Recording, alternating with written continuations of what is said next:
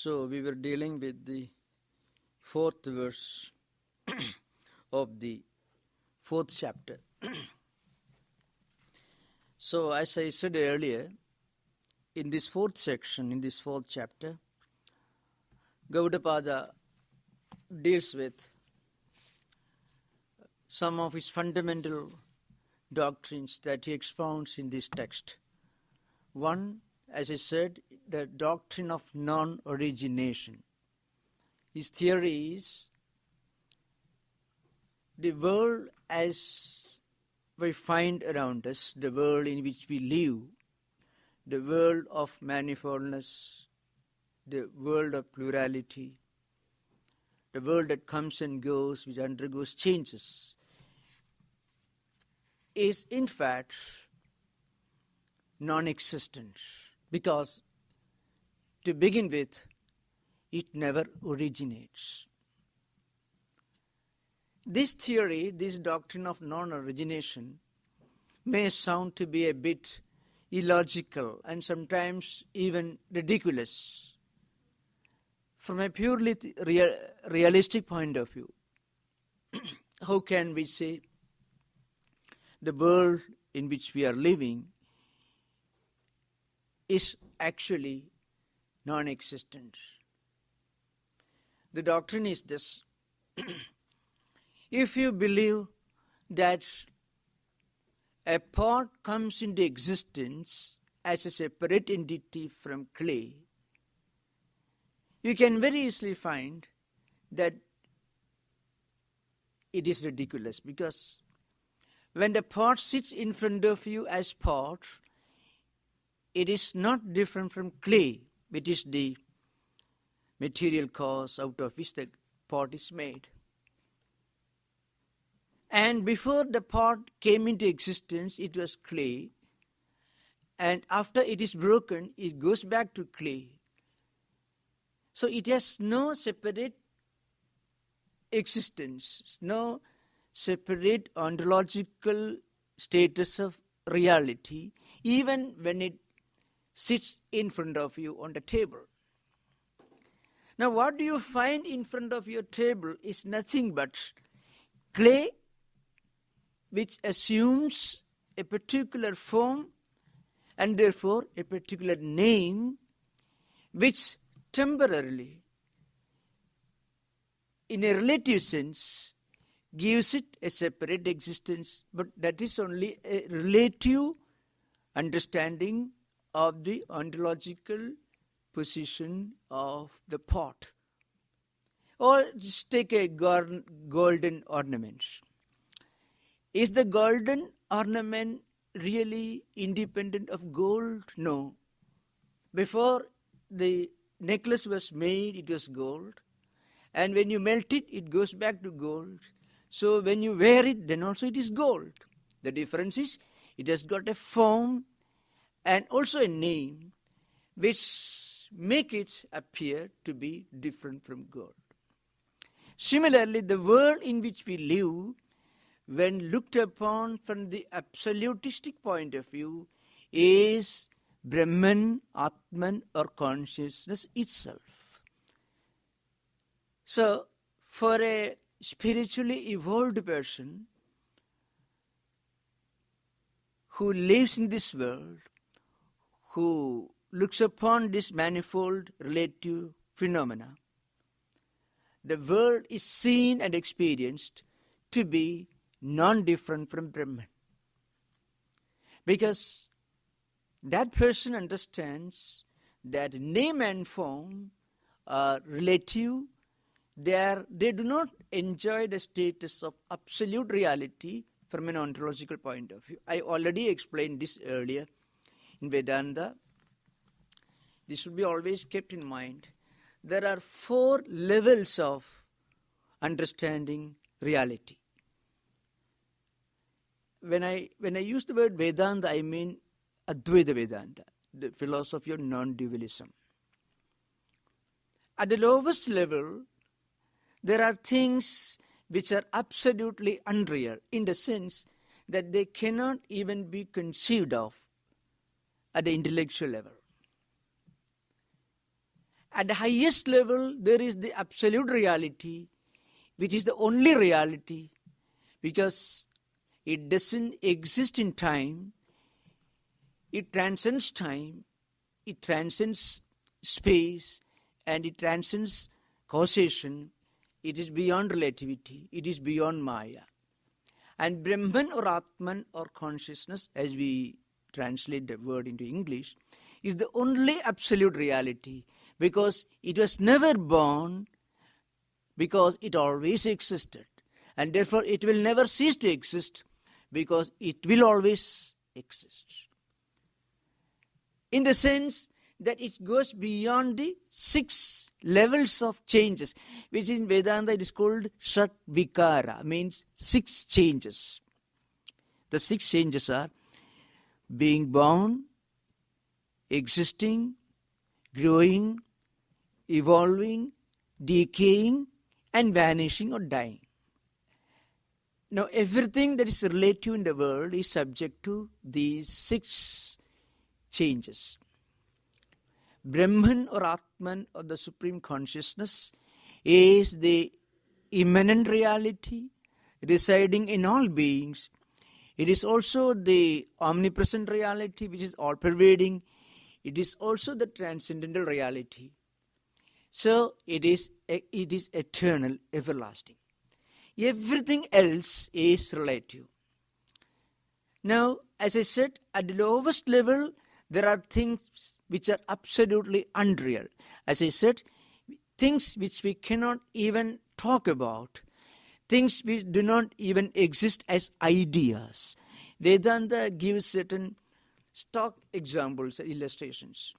These illustrations are used not only in Vedantic texts, but even in the earlier Buddhist philosophical texts. For example, you might have heard of this doctrine of emptiness, which is called Shunyavada, which is attributed to the great Buddhist philosopher Nagarjuna, who wrote his famous work, the Madhyamika Shastram or Madhyamika Karika, which is the Bible of the doctrine of emptiness or Shunyavada, which is one branch, one of the 2 prominent schools of Mahayana Buddhism.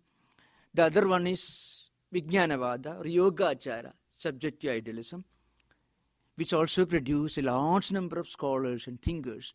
So all these philosophers also used these stock phrases. For example, the word Vidya, Maya, all these examples. So they use it and they give some illustrations to show what they mean by things which are totally non-existent, which do not even exist as ideas.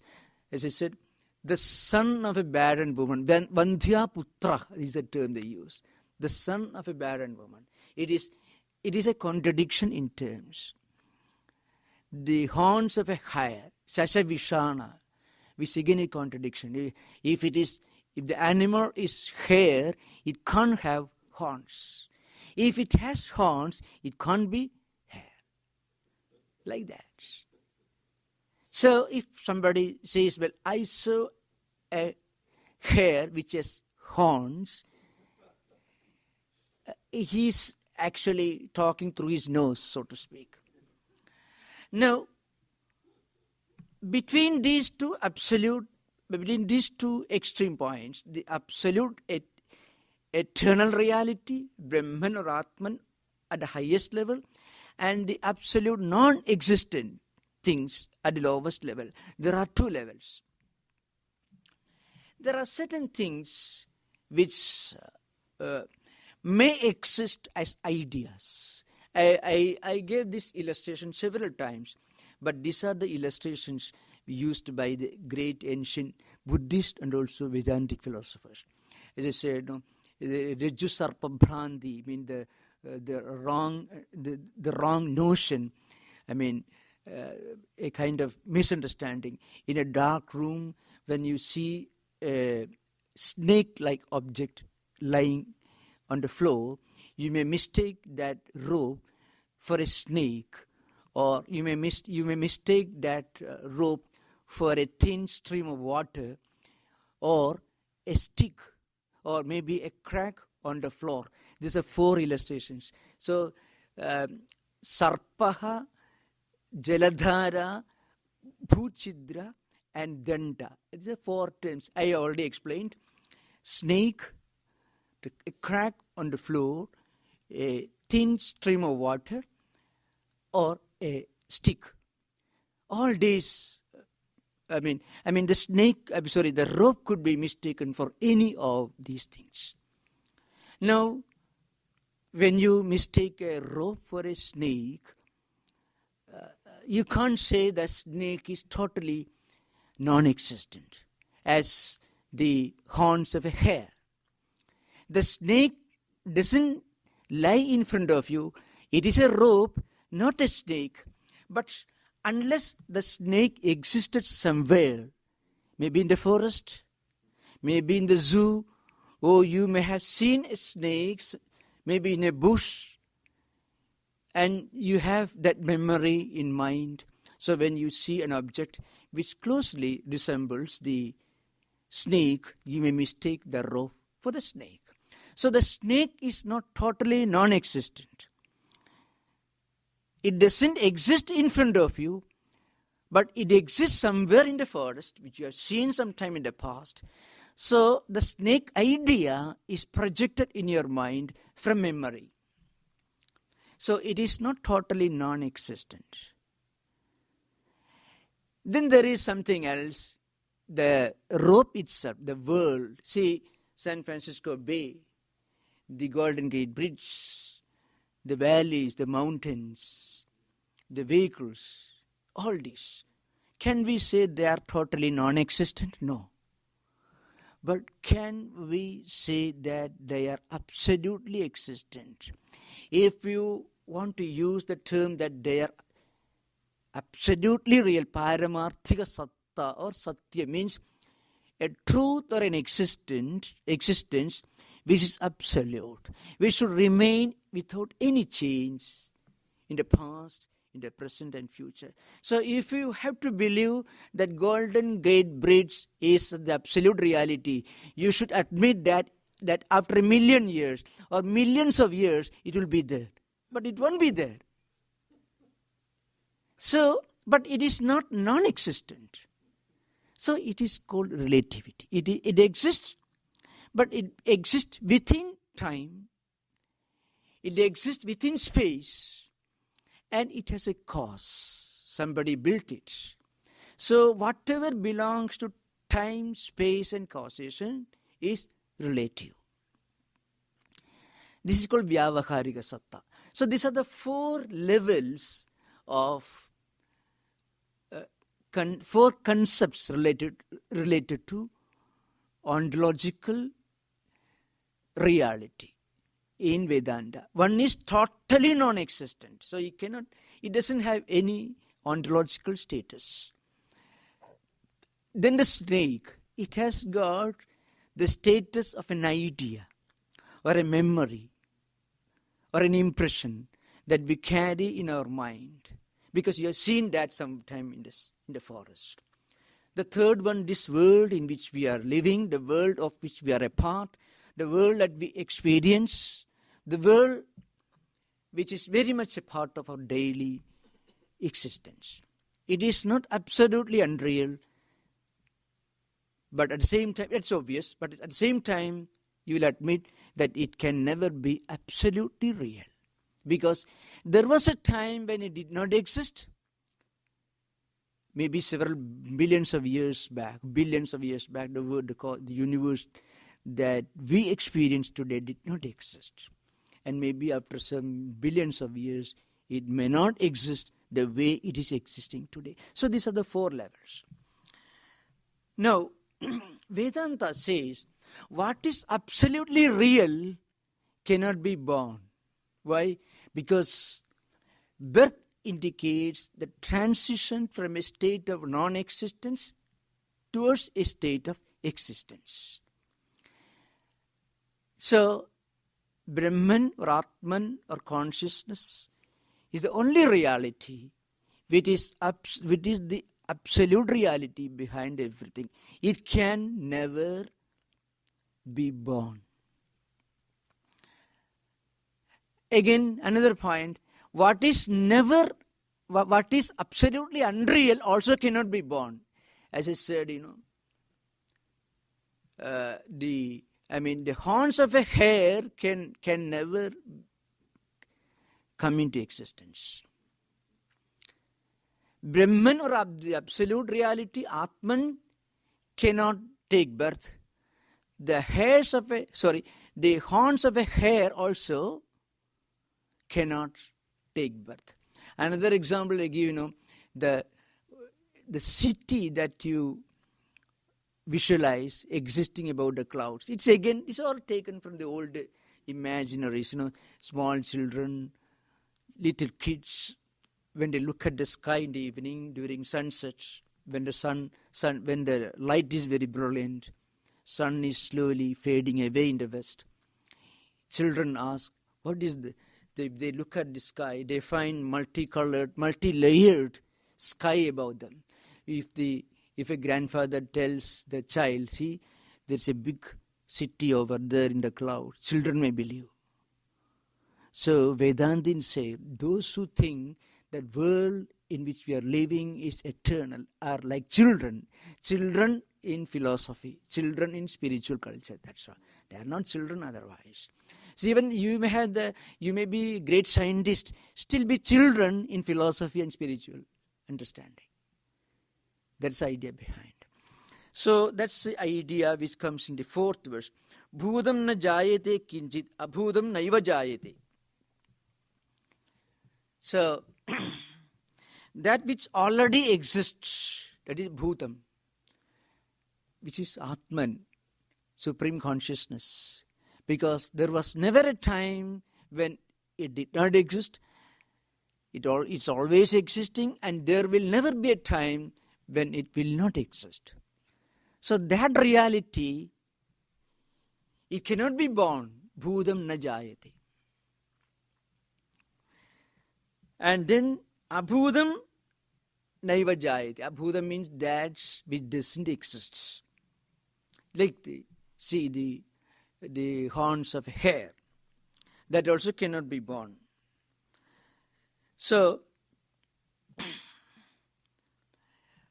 here Gaudapada uses one technique in this philosophy. Vivadantu advayahevam ajadim khyapayantite.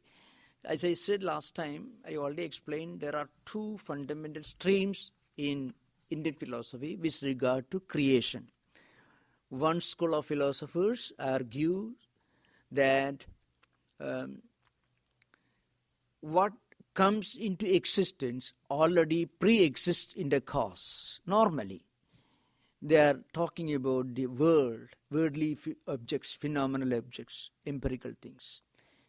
These are different schools. In Indian philosophy, there are 6 systems of philosophy which belong to the orthodox school, who accept Vedas or Upanishads, they call Shruti, as the supreme authority. I already mentioned this. The most prominent one is Vedanta. The other is the school of ritualism, Mimamsa. Then, as you already know, Sankhya philosophy, who believe they are evolutionists. These Sankhyas, these philosophers, they believe that effect pre-exists in cause, and that cause becomes the effect. They believe in the theory of evolution, which is technically known as Parinamavada. Vedantins believe that the cause never becomes the effect. Whatever transformation you find in this world is only apparent transformation, not real transformation.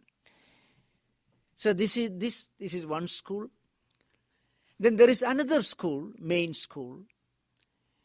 That school believes that whatever is born is altogether a new creation. They say, for example, when you make clothes out of threads, that cloth is altogether a new creation. It has no relationship at all with the threads, cotton threads, out of which you make the cloth. The argument is, of course, this is not my argument, this is not the view of Vedantins, it is their argument. The argument or the views held by the ancient Indian atomists. The school of atomism is called Vaisheshika philosophy. It's a very ancient. Vaisheshika Sutras which belong to almost 2500 BC. Kanada is the great exponent. So he said that whatever comes into existence in this world is altogether a new creation. Sankhyas believed that whatever comes into existence already pre-exists in the cause. The cause transforms itself into effect. This is one view. Its opposite view was held by these Indian atomists who believe that entire creation is constituted by configurations of different units of existence, which they called Anu, Paramanu. They have an elaborate system of analysis trying to explain this universe. They say everything is a transfiguration of tiny atoms. Surprisingly, many modern thinkers have tried to see some connecting link between modern atomic physics and this ancient theory. Of course, that is not within our range. I'm not going to that. Those who are interested, you can read, there is a famous verse in the Katha Upanishad, and that is often quoted by these thinkers. Those who are trying to see a link between the ancient atomism and modern atomic physics. In the Katha Upanishad, there is a famous verse. The great teacher Yama gives, Anohu aniyan mahadu mahiyan atmasijantohu nihitam guhayam tamakradu pashyati vita shokaha dhadu prasadat mahimanam atmanaha. This is a verse I shall explain in detail. The idea is this. In the minutest of the minute. So the word uses anu. Anu is a Sanskrit word for atom. The tiniest particle that you can conceive of. So the great Upanishadic seer says, within the tiniest atom and also within the largest, the grandest of grand things, within the tiniest of tiny particles, anohu aniyan means within the tiniest of the tiny particles, and also in the largest and grandest of phenomenal objects, there is an immanent principle. Atma asya jantohu nihidam guhaya means this Atman, this supreme consciousness, this divine, I don't know whether you could call it God's particle or not, but it's a new Nobel Prize, Whatever it is, this divine spark which gives life to all the created beings, this divine spark resides as the immanent principle within the tiniest of the tiny and also within the grandest, greatest of objects. So that's the idea behind. So that is, of course, that is from a purely metaphysical point of view. Now, these Indian atomists believed that the entire creation, this universe, is a configuration of different formations of these anus or paramanus. Anu means atoms. They give the atoms. Now, of course, they are not Vedantins, remember. They are not Vedantins. They do not share the views of Vedanta. But in many other matters, they are very scientific and very rational. And they say, of course, their theory is everything that comes into existence is altogether a new entity. Their arguments are somewhat funny or ridiculous depending upon how you look at them. They say you use clay for one purpose, but the purpose for which you use a pot made of clay is different. You cannot drink water with clay. You need a cup made of clay. You don't tie a gold biscuits around your neck. You have to convert that gold into necklace. Then only you will wear it on it, or earrings or necklace, whatever it is. So there are differences with regard to utility and also shape, form, name, size, and so on. Therefore, there is practically no relationship at all between clay and a mud cup, a cup made of clay. That is their argument. So they believe everything that is created is a new entity. Here Gaudapada is presenting these two opposite views, and he says each cancels the other. That's the idea behind. He says those who belong to the Sankhya school of evolution say that the effect pre-exists in cause. Therefore, the cause becomes the effect. It evolves into effect. And the other group says that the effect does not pre-exist in cause. The school of atomists, Vaisheshikas, and the school of logicians, Naiyayikas. Now, these people are cancelling each other's views. So we have absolutely no botheration, because let them cancel each other. Because each view, each of them has a wrong view. That's why they are able to cancel each other. That is his argument. So Gaudapada, it's a very interesting technique in this ancient book. Gaudapada here brings forth different arguments of ancient Buddhist philosophers and also non-Buddhist Hindu philosophers, popular Hindu theistic, monotheistic philosophers, to show that each of these schools is wrong with regard to their idea of creation, because they do believe in creation, they do believe in the origination of the universe, they do believe that the world is real, the world is eternal. And to that extent, each of their views is to be cancelled, to be rejected. So what is the real correct view? He says, the absolute reality, the Brahman, never becomes this world. It's something like asking, when did I become this body? Coming down to our normal life example. If somebody asks you the question, when did I become this body? It is as ridiculous as asking the question, when did this rope become the snake? Or where did the snake go away when I opened the door? You have to remember the illustration. There's a rope lying in a semi-dark room.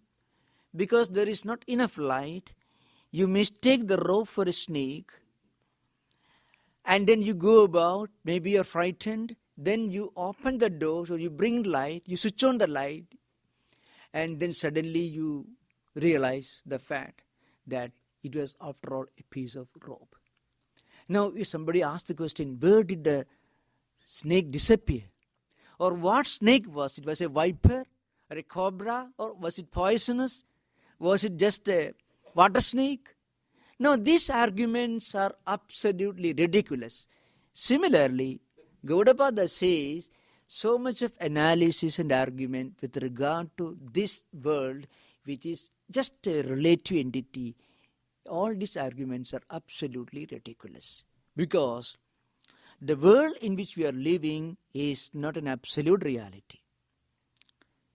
Therefore, we need not worry much about it. We are the supreme consciousness, the Atman behind.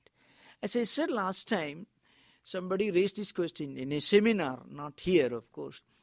Now, what real human purpose is served by this doctrine? It's in a philosophical conference. Somebody raised this question.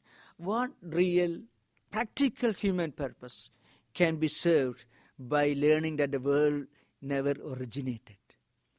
Does it solve our problems? So the answer is, the purpose of philosophy is not to solve our problems. Philosophy is not a troubleshoot.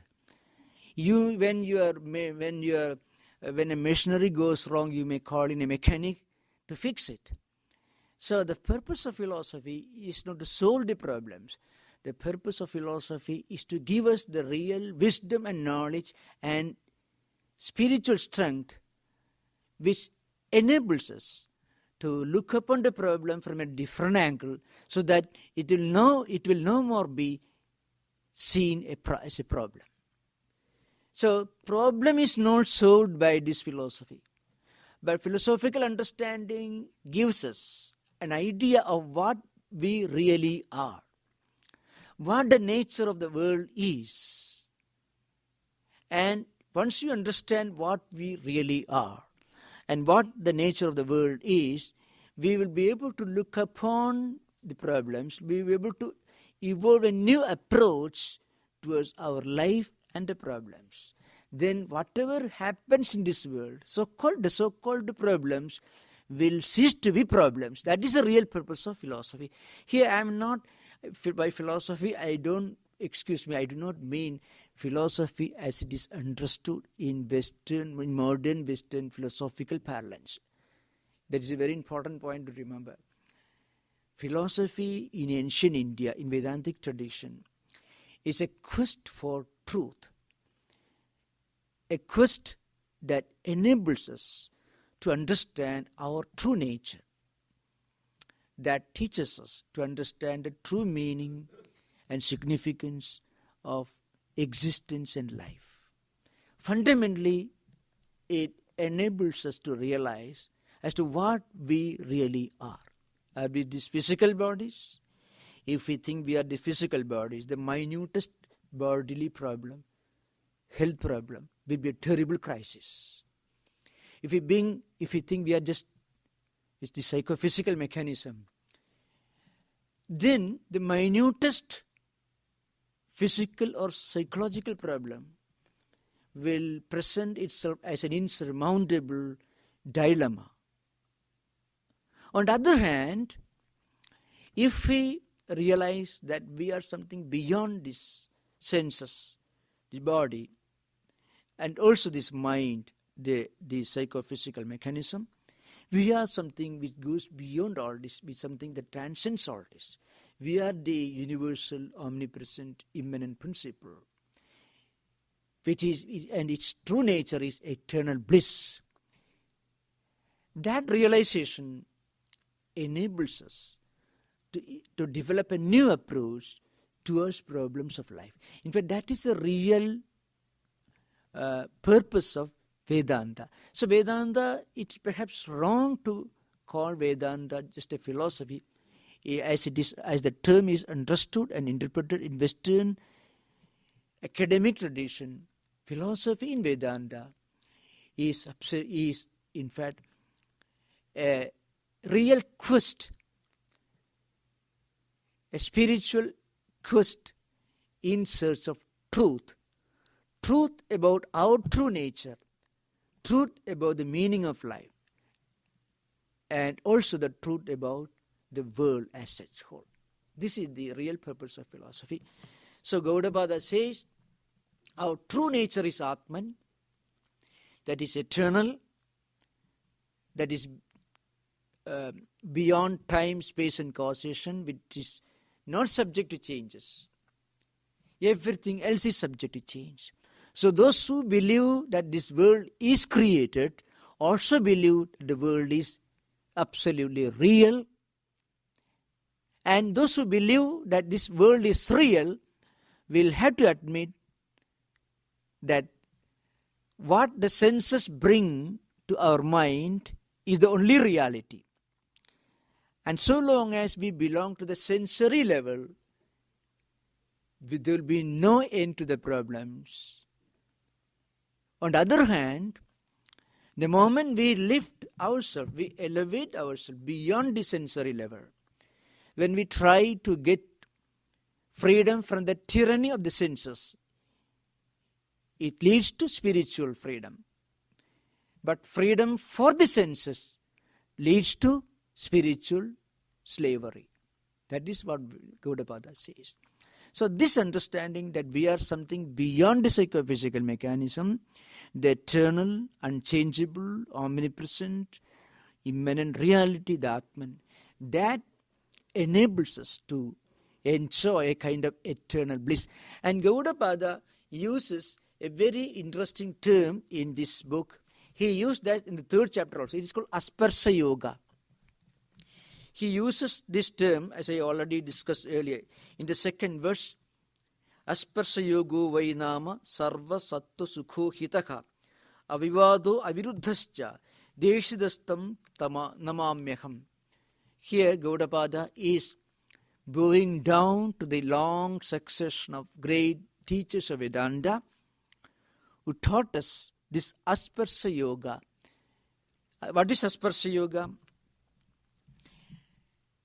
It means being established in the true realization that we are the Supreme Atman, which is eternal, which is the immanent residing reality in all beings, which is the omnipresent reality, which is beyond the senses. And once we get established in this strong conviction, then we lose all touch with the wavering, the faltering, the ever-changing flow of problems, sufferings, momentary enjoyments, and again momentary setbacks and distress. All these can be avoided the moment we realize that we are the Supreme Atman. So this is called Asparsa Yoga. Technically it means a yoga which is devoid of touch with anything. That is the technique, that is a literal translation. The real implication is this: to be established in a state in which we are convinced that we are the Atman.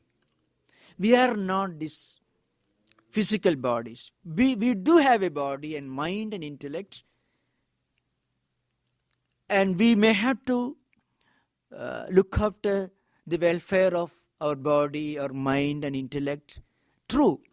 But we should always keep in mind that these things, body, mind, intellect, senses, all these come and go, they undergo changes. Beyond and above and behind all this, we are the Supreme Atman, the eternal reality. In fact, the great teacher of Swami Vivekananda, Sri Ramakrishna Paramahamsa, used in a very, very simple, he used a very simple illustration to drive home the practical implication of this philosophy. So when we quote Gaudapada and Vedanta and different schools of thought, we may think it is something mighty big and pedantic and academic doctrine. But Sri Ramakrishna had a very simple way of driving home its practical implication in our real life. So he says, you keep this conviction. What conviction? That I am not this body or mind and intellect. I am something beyond and above all this. This knowledge you keep somewhere in your pocket, and then work in this world. So life in this world may bring many problems. Your friends may deceive you, you may lose money, the banks may collapse, share market may collapse, lose the job. There are uncertainties and griefs, and there are disappointments, health problems, all this. So in the midst of all this, you keep somewhere in your pocket See, Ramakrishna did not use the word pocket, but that's the only way I can translate in a Western context. So he said, you keep somewhere in a corner, in a pocket, this knowledge, this supreme truth, and then live in this world.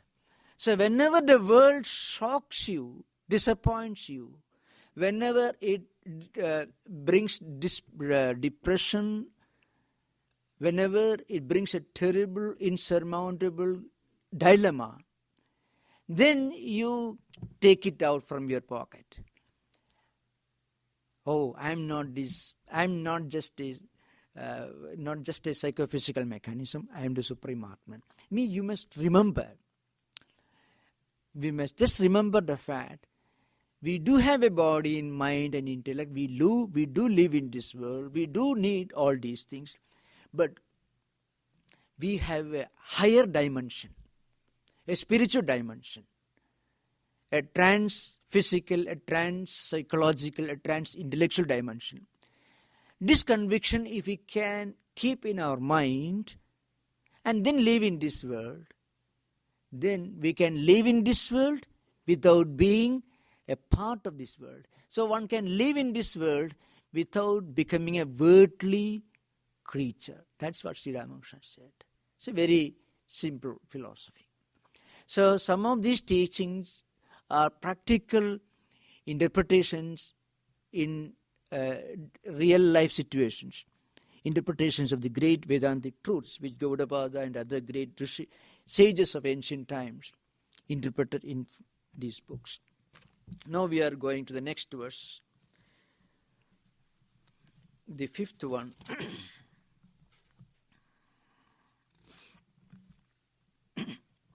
That is a very simple verse. We will go to the 9th verse. Before that, we will just go through some of the other verses.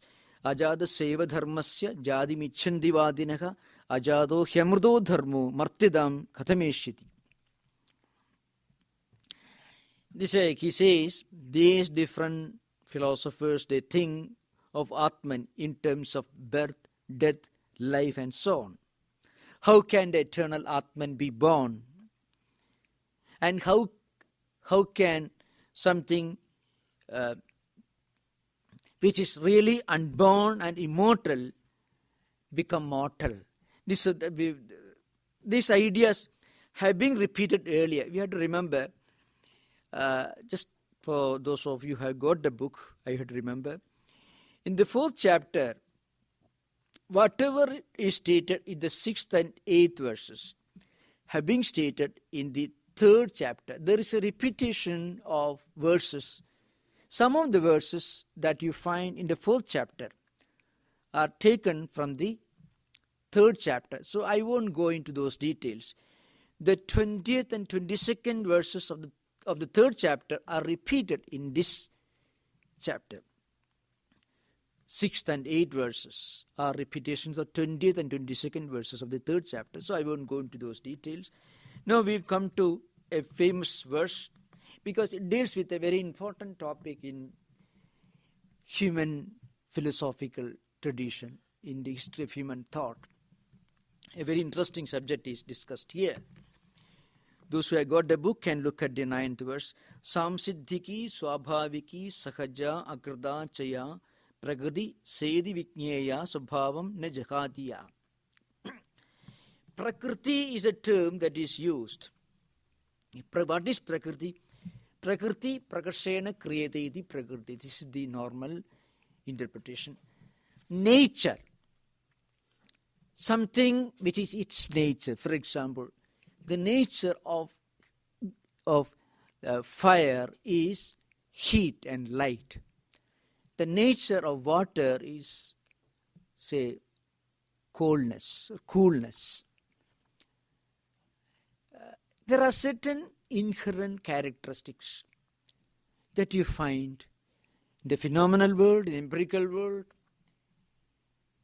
among human beings, and also in the animal world, which are innate, inborn, inherent characteristics.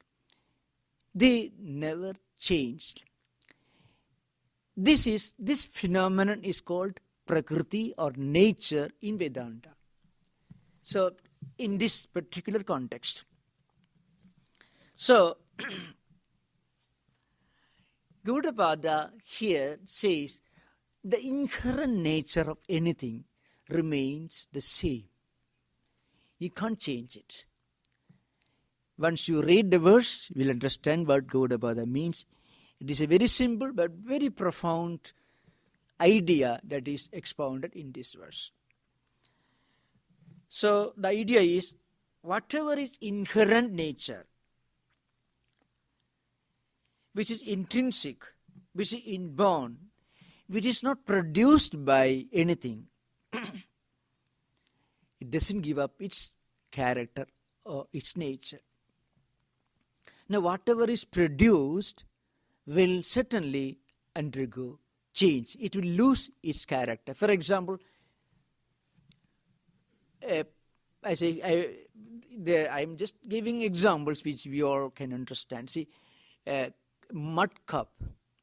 If you break it, or a cup made of clay or mud, it has got a shape, the shape and form of a cup, and you give it a name. You break it, that shape or form will vanish. So it is not inherent nature of the mud cup or a golden ornament. You melt it, it loses its shape and form. So the shape and form is not intrinsic, it is produced. So what is produced will change. What is non-produced, what is inherent or intrinsic, will remain the same throughout. It will not give up its character. This is the idea behind. So Gaudapada here gives 4 different types of inherent nature in the creation. So the first one that he gives, samsiddhiki, Sanskrit term. The meaning is this: certain characteristics or skills that you develop. Here, what Gaudapada is referring to is this. In ancient times, yogis, you should remember not exactly what we understand by the word yoga today, because today what we normally understand by the word yoga is a kind of physical exercises.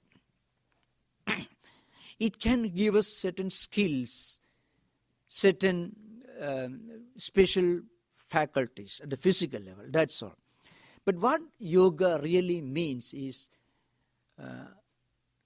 self-control, concentration, meditation, a thorough scientific training and analysis of our mind and its workings and its faculties. This is called yogic practice, which has very little to do with what we understand by the word yoga today, the physical exercise of the Hatha Yoga. Now, those who practiced these ancient yogic training used to acquire some special skills in ancient times. Some of these sciences are lost once for all. Some of them are still being practiced by just a few great yogis in some remote corners of India. So they acquire certain skills so they can become small, big, heavy, light, and they also will have some special mental skills. Whatever they want, they can acquire, they can assume, they can achieve. So it is called Anima, Lekhima, Garima, Mahima, Prapti, Prakamyam, Isittum, Vasittum. These are some of the skills which we may call Ashtasiddhaya, means 8 types of special skills which the practitioners of Raja Yoga achieved through long practices.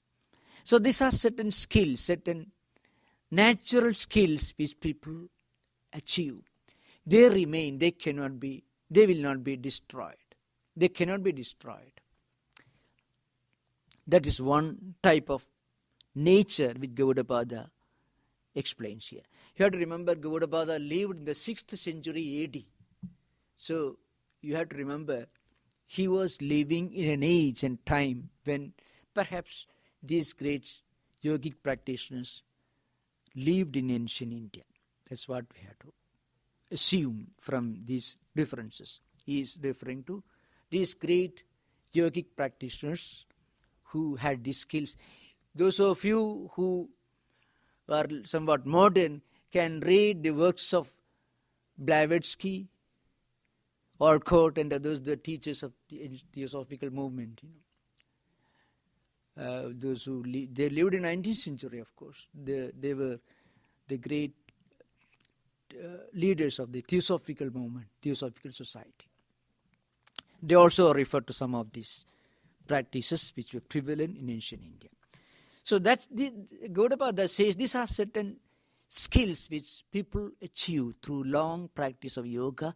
They remain. They will not be destroyed. They will not undergo any change.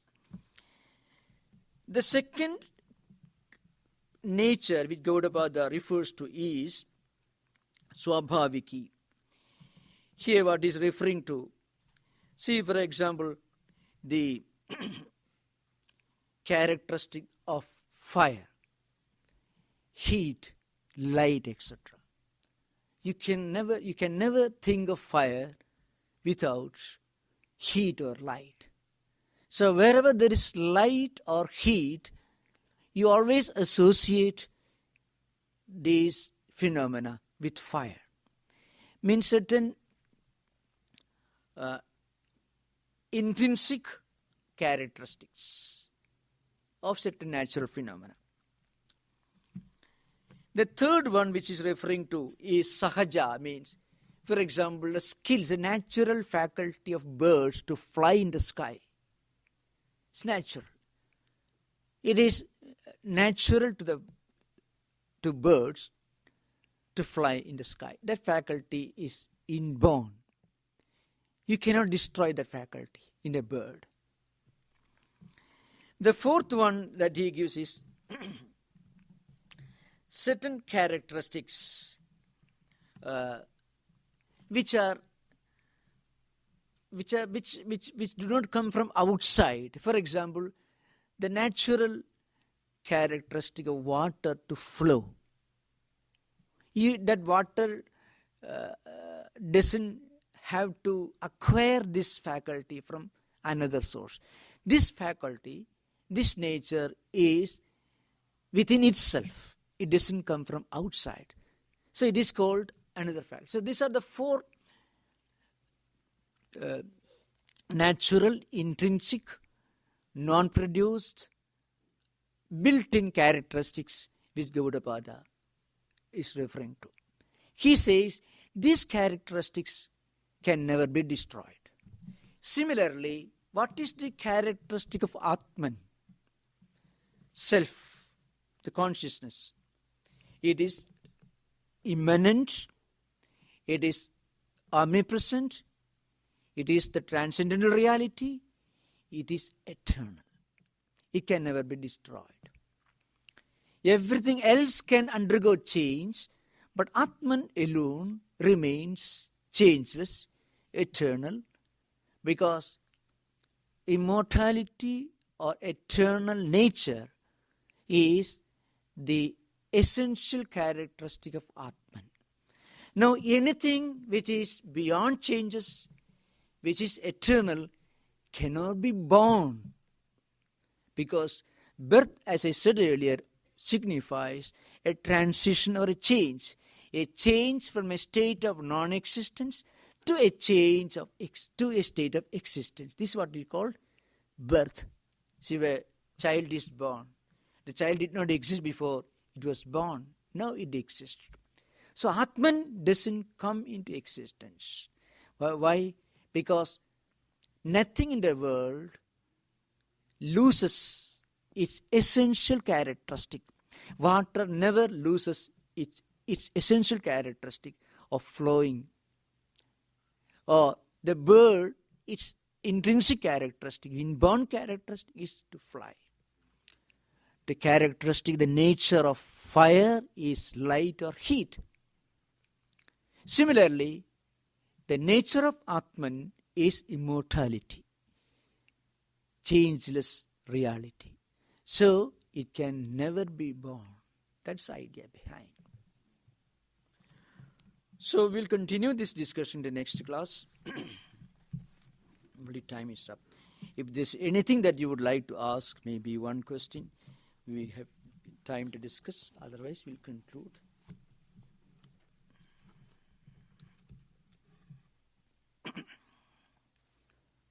Oh, yes, come on. How do you bring the mind to the realization? Bring the mind, yes. Now, Vedanta says the mind has accumulated a number of tendencies, impressions, and characteristics from previous life, from activities in previous life, and also activities in this life. All these tendencies are not necessarily conducive or helpful in spiritual life. That's why sometimes mind revolts when we take to spiritual practice, or when we even try to read spiritual ideas, books. So the mind should be brought to a state in which it becomes a helpful guide in our spiritual life. For that, we must practice reading these books, listening to these ideas, any idea, anything is sublime, not necessarily this book. Anything which teaches us that we are not the psychophysical mechanism, we are something beyond all this. That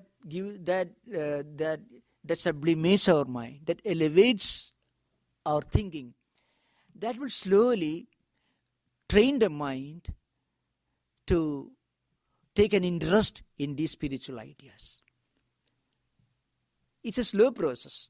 So once we can develop an interest in these spiritual ideas, it means mind is slowly coming closer and closer to these spiritual ideas. So first, at the beginning, we will have to make conscious effort to get acquainted with these ideas. It could be by listening spiritual ideas, it could be reading, it could be through discussion, whatever may be. Somehow the mind should be brought to a higher level, should be brought to a higher level than the world of senses. Normally our mind is always being dragged towards external objects. The five senses of perception are dragging the mind towards external objects. I mean, eyes, ears, sense of touch, sense of smell, sense of taste. All these five senses of perception are simultaneously dragging the mind towards external objects. So mind gets attached to them. So first, these senses should be diverted towards some creative, spiritually helpful, spiritually healthy channels. So when we read some books which feed our mind with spiritually healthy thoughts. When we try to see objects, train our eyes towards spiritually helpful, healthy channels. So also all the five senses of perception should be given a spiritual orientation, a spiritual diversion. This is the first step that is recommended in the teachings of great teachers. First, we must train our senses towards creative, spiritually healthy channels. Reading, listening, thinking, whatever may be. That's the idea. Yes.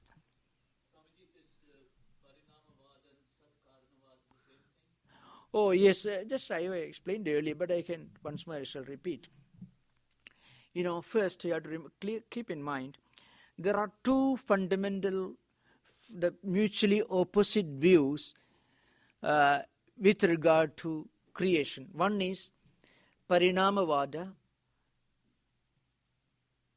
and the other is Vivartavada. Both belong to Satkaryavada. So Satkaryavada is a mainstream, one of the two mainstreams. Under Satkaryavada, there are two schools, Parinamavada and Vivartavada. Parinama means the doctrine of evolution. Satkaryavada, I shall explain. Satkaryavada means the doctrine that the effect pre-exists in cause. The effect is the created thing is not altogether a new entity. It pre-existed in cause. This is called Satkaryavada. Under this, there are two main schools: the school of evolution, Parinamavada, and the school of apparent transformation. It is called Vivartavada. Those who believe in the theory of evolution says, just as milk becomes curd, Brahman or Atman, the supreme consciousness, becomes this universe and human beings. This is Ramanuja philosophy, Patanjala, Sankhya, Patanjala. These three schools are upholders of Parinamavada, theory of evolution. The other one is Vivartavada, Advaitins. They say this transformation is only apparent, not real. Then you mentioned its opposite is Asatkaryavada. Asatkaryavada is the doctrine that says that the effect, the created thing, does not pre-exist in cause. Every new creation is a new entity. That's the way. Those who belong to this school of thought are the ancient Indian school of atomists, Kannada school. The other is the school of logicians, Gautama school. So we'll discuss later when you ask the question in another classes. We'll continue this discussion further. Om